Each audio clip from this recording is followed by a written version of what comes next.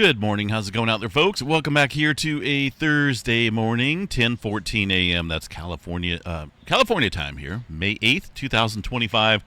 Latest activity here on the Earthquake 3D globe shows a little 2.5 here across the area of the Mediterranean region. It looks like.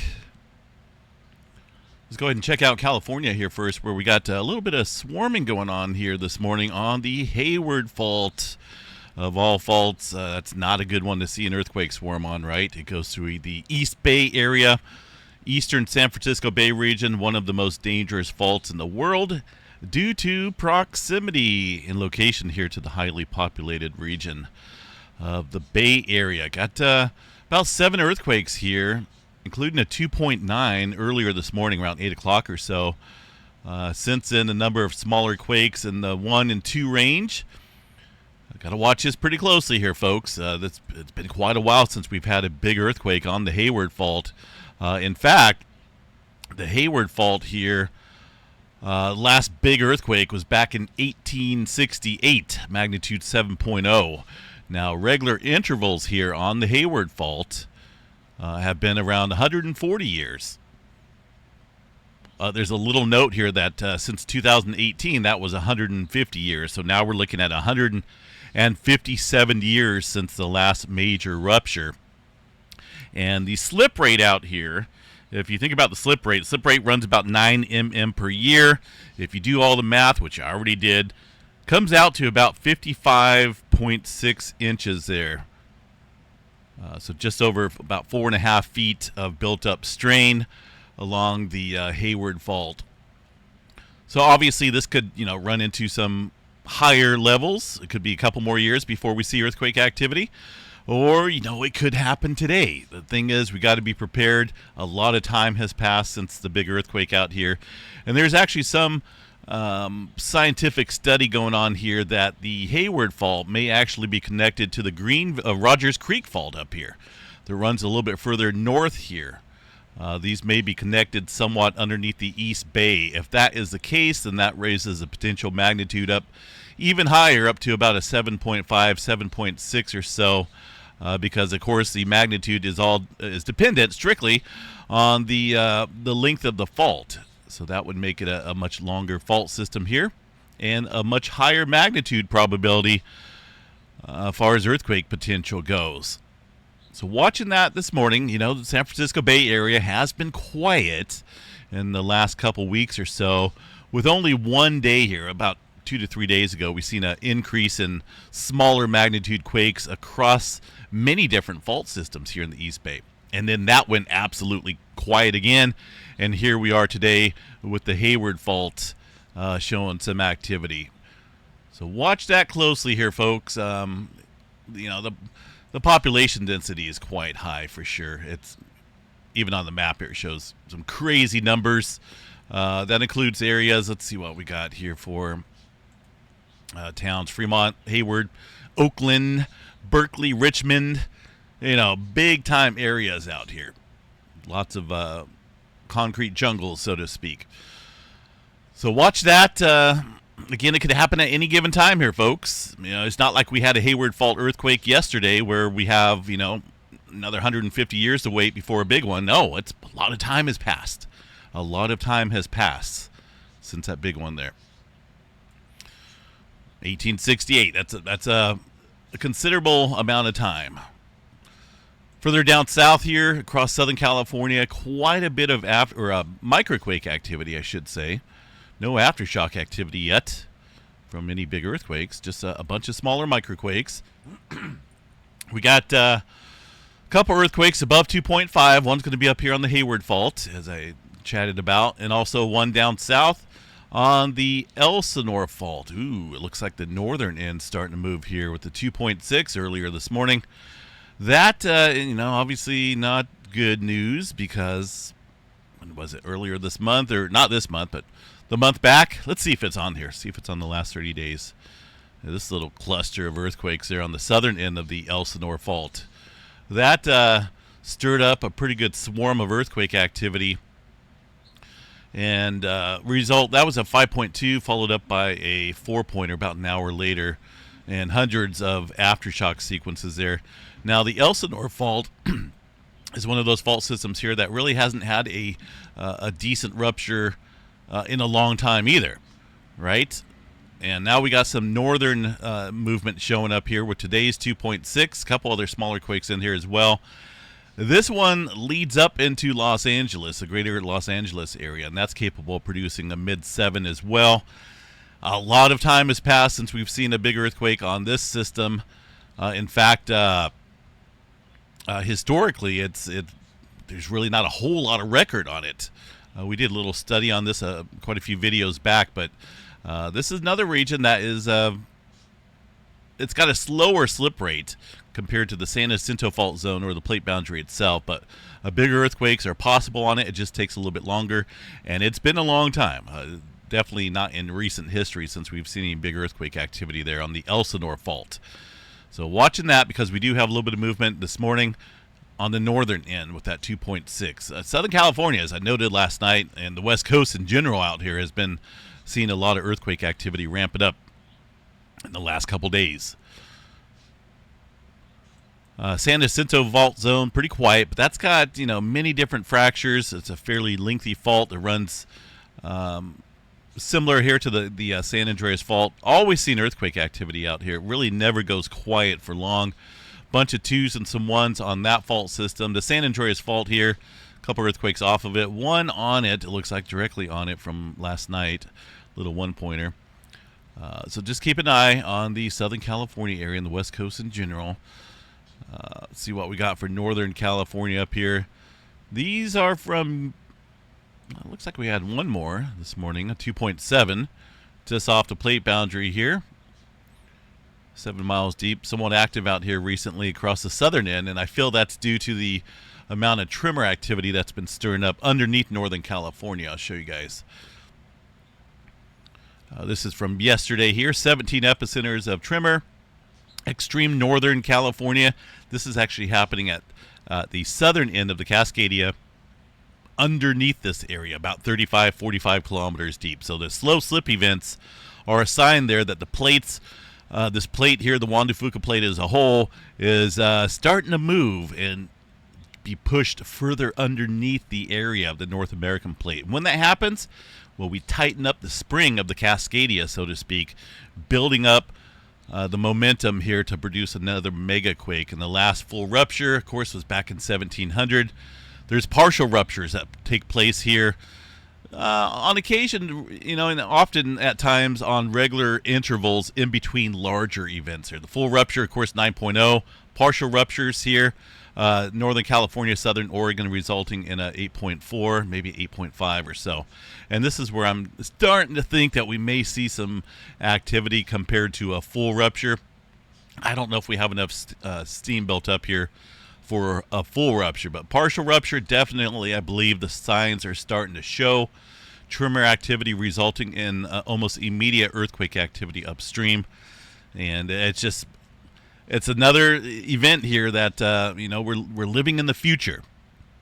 Living in a future time period here where we should be coming up on regular large earthquakes here soon. So much time has passed across numerous regions since the last big ones there. A couple smaller quakes up through Seattle. Nothing big going on.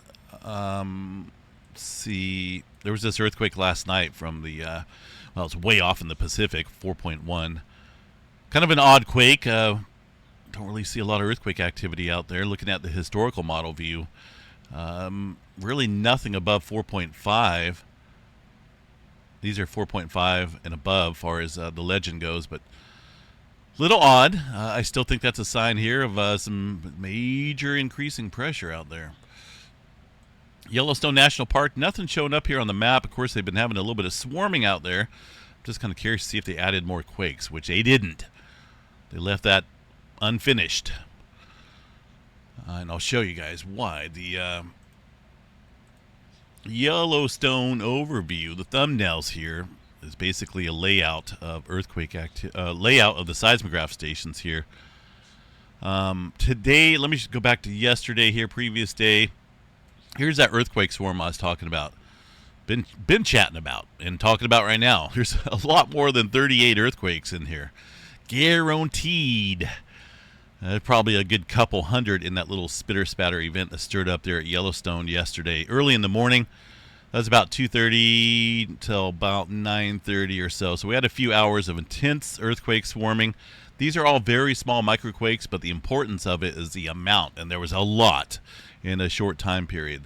Occasionally we get these little events, and they're interesting to watch. Sometimes they can lead into bigger, larger swarms across the park, but that does not appear to be the case today. Let's go back to right now.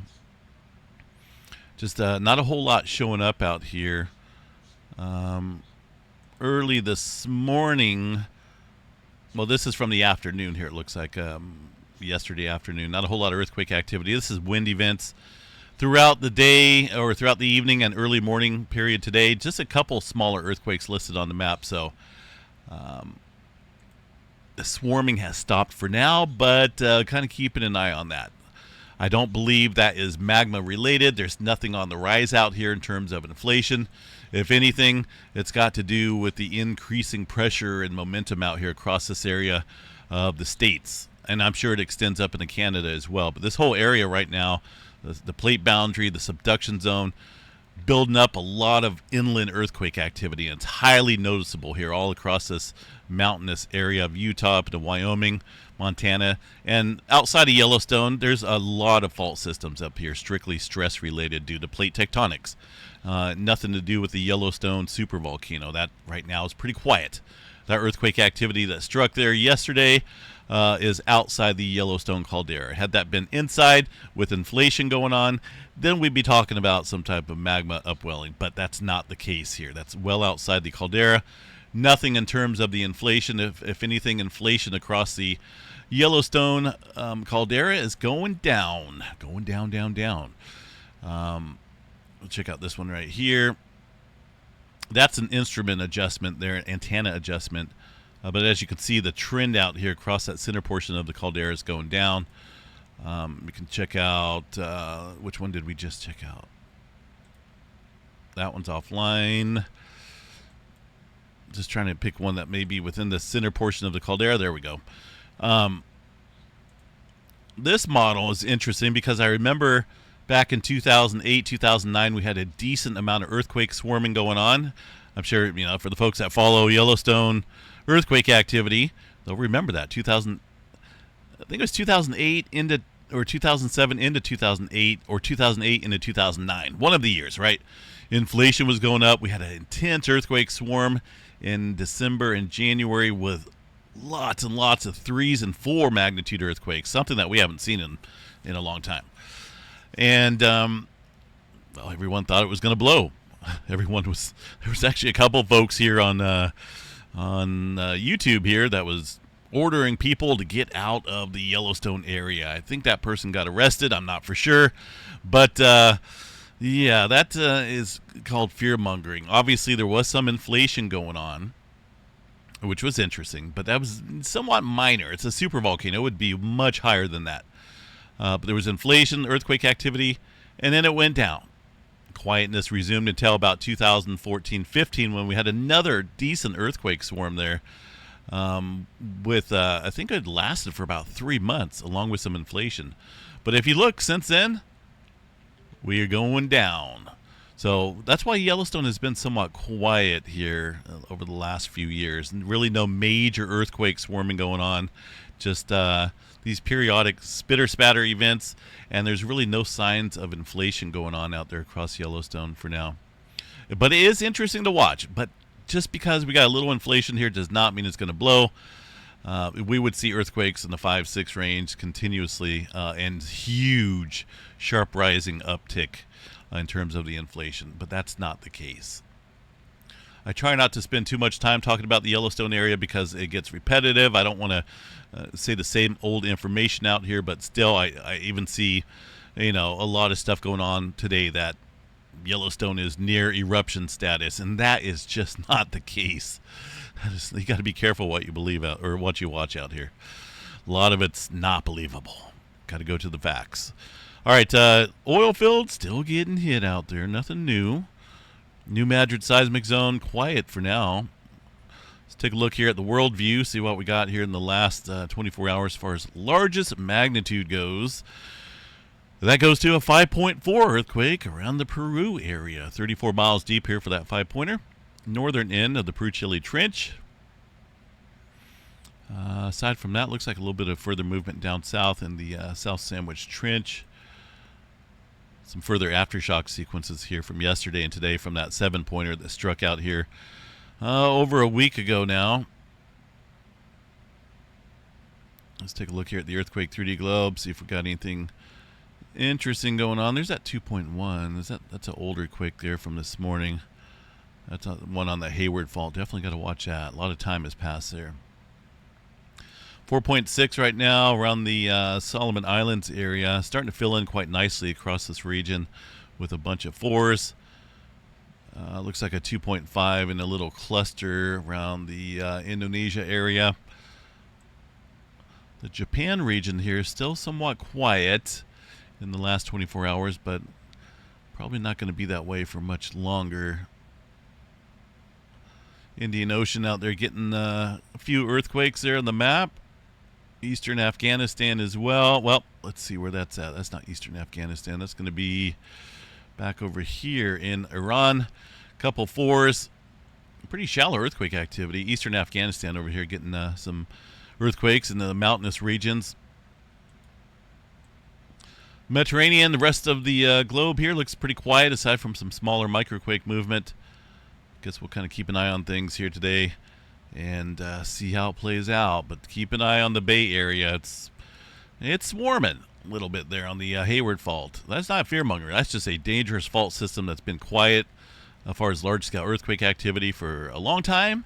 And, you know, on a fault system that's overdue for some big earthquake activity, one would be foolish to ignore these little events that are taking place like that. That's something, you know, these could very well be foreshocks. Oftentimes when we look at larger earthquakes throughout history, there's swarms taking place there. You know, it could be a couple days prior to a big one, a couple weeks, and then these would be considered foreshocks. Space weather. What do we got? Well, we got a massive solar sunspot here, but it is 4079. Not wow, it actually looks like it took a nosedive here overnight in terms of complexity. Not looking at anything at all there. That's my ringtone, by the way. Got the EBS, Emergency Broadcast System alert, the alert system as a ringtone. It's crazy because when I'm in a store or something, it goes off, people start panicking, like, what's going on? They start looking at their phone. But I love it. I've had it on there for a couple years. I love my ringtone. Prior to that, I think I had the tornado siren on there. That was interesting as well. But this sunspot looks like it's going down as far as any complexity goes. This one as well. This one is just completely gone. Bye-bye. See ya.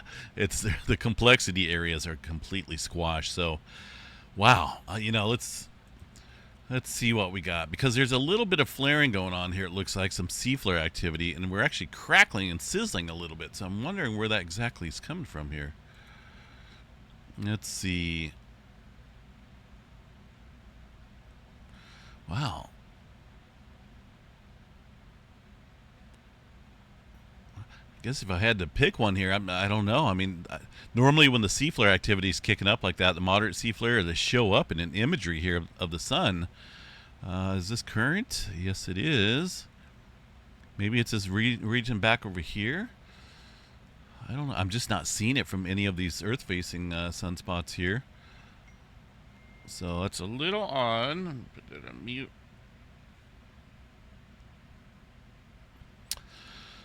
But I don't see any major flare threat right now. Kevin's got one area marked down here on the southeastern limb of the sun. That's, I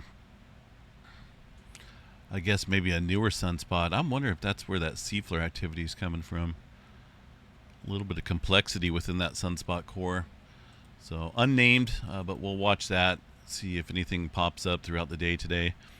5% chance for X-flare. That's I'm issuing a 1% chance there. Inflare around 45% chance. That's probably a little high, but that's what is listed. Aurora forecast maybe on the May 9th time period. Nothing big coming up though. This is just going to be a barely near miss, near hit, whatever you want to call it, of a small little CME that was kicked off here a couple days ago, but really not expecting much for the auroras right now. Let's go ahead and check out the asteroid approaches. See if we got any doom and gloom out here. Probably not, which is a good thing, right? This one's coming on May 8th, 228,000 miles for a 21-foot bus-sized asteroid. That's a decent asteroid. It'd probably burn up in the atmosphere, though. And it's close, but not all that close here. It's probably about the distance of the Earth and the Moon radius there. This one, we definitely want to keep that millions of miles away. Almost 1,000-foot stadium-sized asteroid. That's 2 million miles away coming in tomorrow. That's been tracked here for a little while, since 2002. Aside from that, things look pretty quiet in the asteroid department, and that's always a good thing. Slight risk category being picked up here on the Storm Prediction Center for severe weather today. Got a 2% chance for some tornado activity across, looks like areas of Tennessee, North Carolina, portions of Florida and Texas as well for tornado activity. Wind and some hail threats out there today, so just be weather aware if you're out in these regions. California, we got the heat turning up today. It's supposed to be about 90 here outside of Chico, California. Up around 100 tomorrow and 100 on Saturday. And it's only May. People think I'm lying when I say it gets up to 115, 117 degrees here. I've lived here the majority of my life, unfortunately, and I spend the summers out here, and I hate it. Well, I spend all year out here, but I hate the summers specifically. I'm not a fan of 115 degrees, but it gets there easily. Easily. All right, let's see here real quick. Alaska area, I know I kind of jumped off that, skipped it, but this is a major subduction zone. Nothing strange going on. These are just very typical on any given day, so really no sense covering the bunch of ones out here. There's really no interesting swarms or anything of abnormal activity there for now. I just got my eyes here on the Bay Area with this event going on here today, so have a good one. We'll catch you guys a little bit later unless something major happens. It could be an active day. Either way, it's always good to be prepared. Make sure you have some type of earthquake plan. You know, and that's easy to do. You got to have some type of emergency kit, have an escape route wherever you're at. If you're at work or school today or at home, you know, think of what you would do if you felt shaking today. A strong earthquake hit in the Bay Area. Buildings everywhere, people panicking. You got to take care of yourself, right, and your family. Priority number one. And you got to make sure you're safe. Survive, you know, any type of falling material. It's best just to drop cover and hold on. If you're in that type of position to do so.